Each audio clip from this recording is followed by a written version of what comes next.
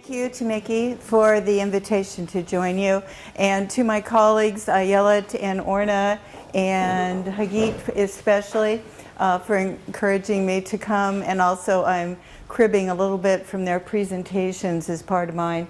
Masood, thank you for setting up as well.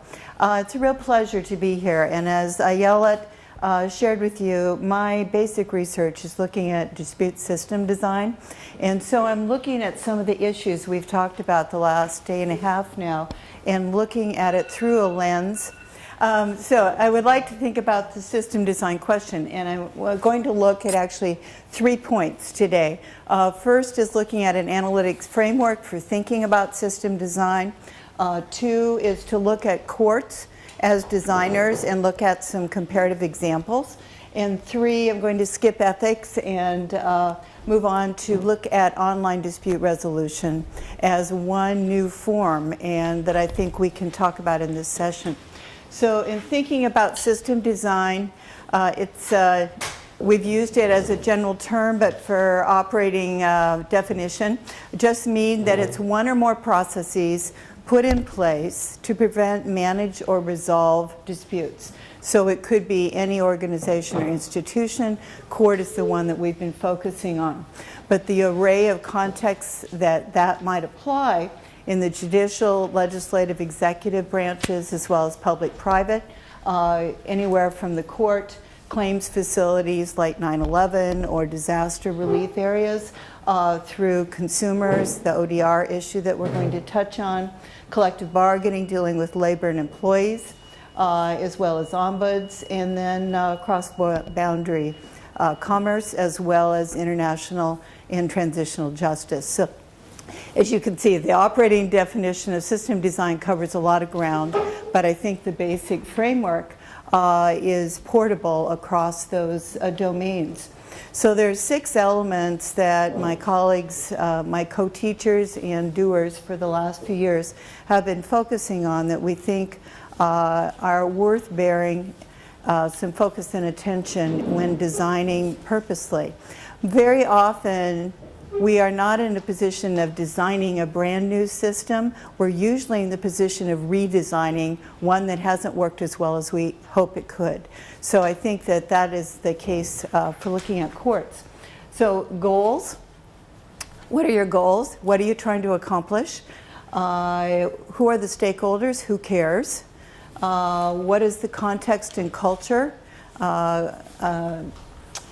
Jennifer Lynch of Canada wrote about the triggers of dispute and conflict, and very often legislation, a crisis of some kind, budget cutbacks, any one of those could be the trigger that would lead to design. The processes and structure, so the range of processes that you might think about and consider as part of your system. Who are the resources and what's available? Is there time? Is there money? If you design a Cadillac of a system but you only have a bicycle budget, it's not going to work so well. And so really thinking a lot about the resource issue.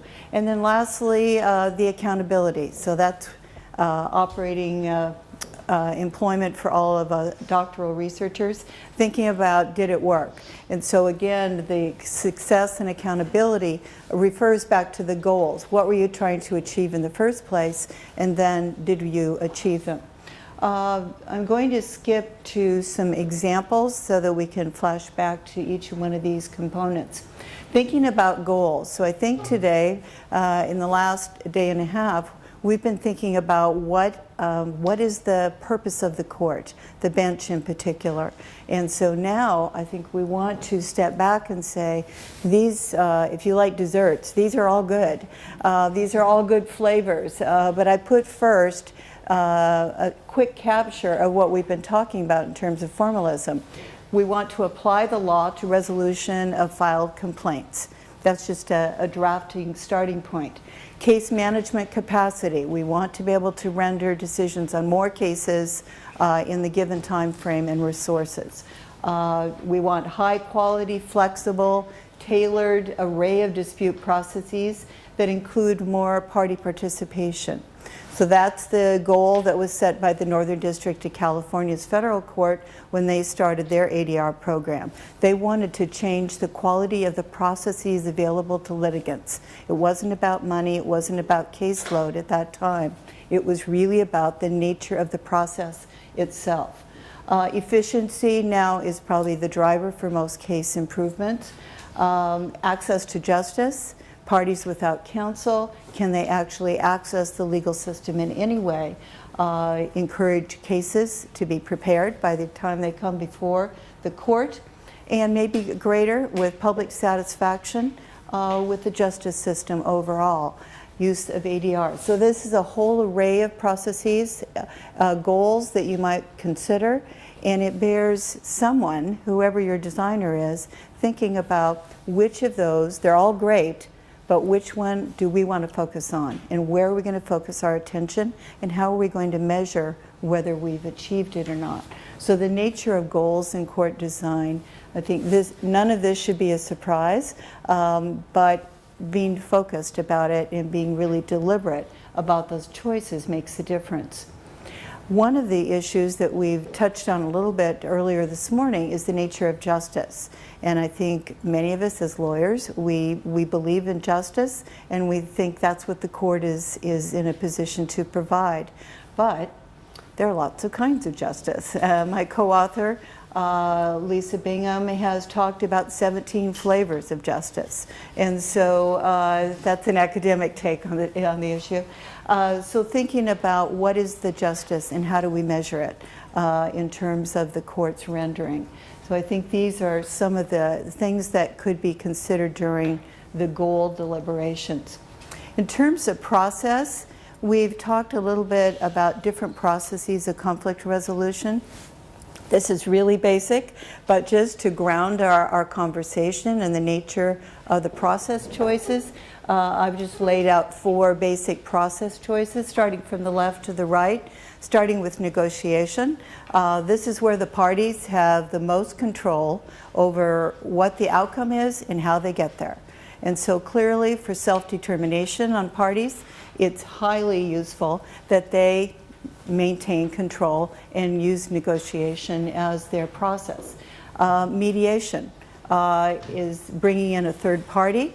Third party takes the process responsibility, but the outcome, for the most part, is still retained by the parties. Moving to arbitration, the parties now have deferred to the third party neutral, both on process and outcome, as is the case with the court. So as you generally go from left to right, the process control and the outcome control have shifted to the court, and it's gotten more formal in every sense of the word. It's generally gotten more expensive, and it's moved from the interests of the parties, the care and concern that they may be most focused on, has moved to rights and a determination of rights and responsibilities. So it's the nature of the process as well as how it's managed have shifted. So as you choose a process, and I think, is Suzanne still here?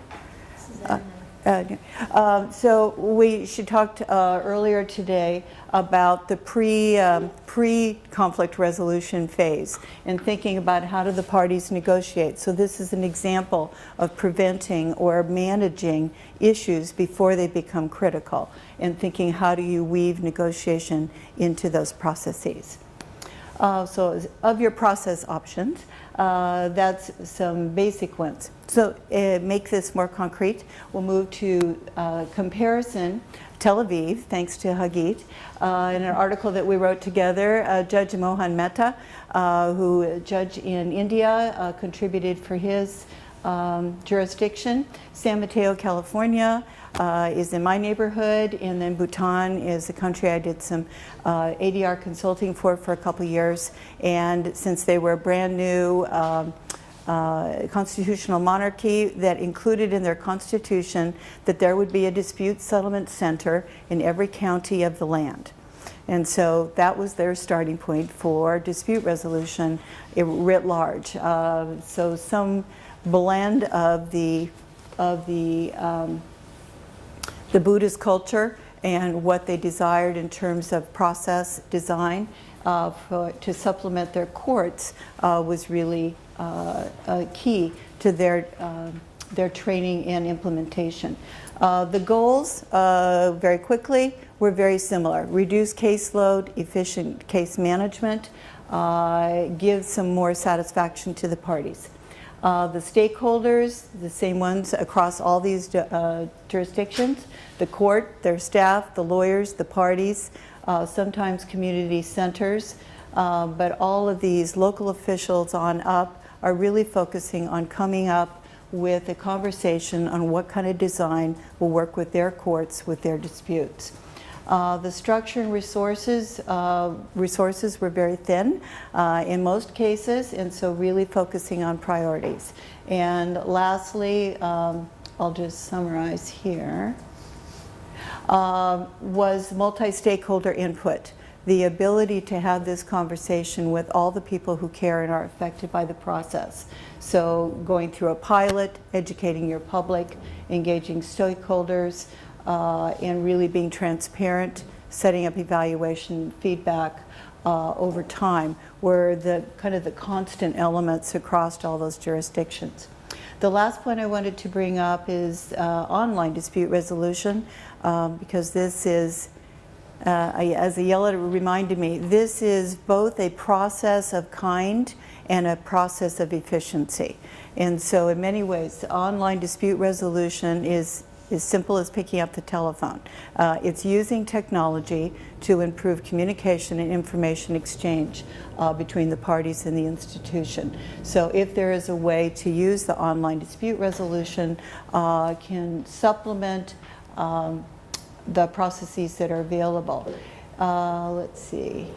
The examples, this has gone from a concept when Ayala started her doctoral work many years ago, that she really focused on thinking about the process and imagining how this could grow. It has now been implemented in the United Kingdom, which we heard from Masood, with Her Majesty's Online Court. British Columbia, Canada now has a civil resolution tribunal for dealing with civil consumer filings up to a certain limit. They have a diagnosis, party-to-party negotiation, facilitation, mediation, adjudication, supplemented with documents and video footage as part of the submissions that are now all handled online. And I'm talking about online using the web right now, but a lot of this is being shifted to platforms on mobile technology. So I think the statistics are that maybe 60% of the world is online, but close to over 90% is on a mobile telephone. So to the extent that technology can be shifted into mobile, then this access to justice issue really starts coming alive. I want to just close with highlighting the Dutch Ministry of Justice. They are really committed. They've gone all in. Their Ministry of Justice and Legal Services have invested in the formation of a platform. So if you need to get divorced in Netherlands, you're covered. It's paid for by your taxes. So you can go online.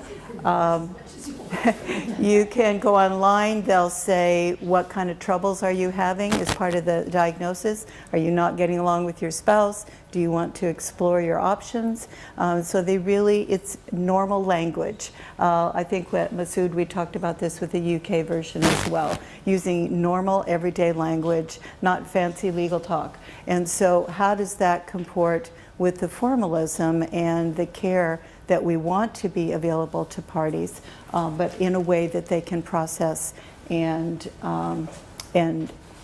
proceed with their process.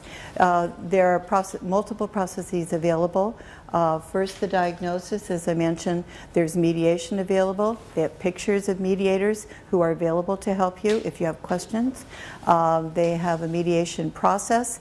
They have an adjudicatory process that will make a decision to help the parties come up with their settlement agreement. The court maintains jurisdiction, so if there are changes in issues with children, support, custody, that sort of thing over time, you can come back in through the online process to pursue those. And so again, this is evaluated, upgraded over time, and I think will be an example for other countries to look at, is how operational this can be in meeting the legal needs of their citizens. Okay, thank you.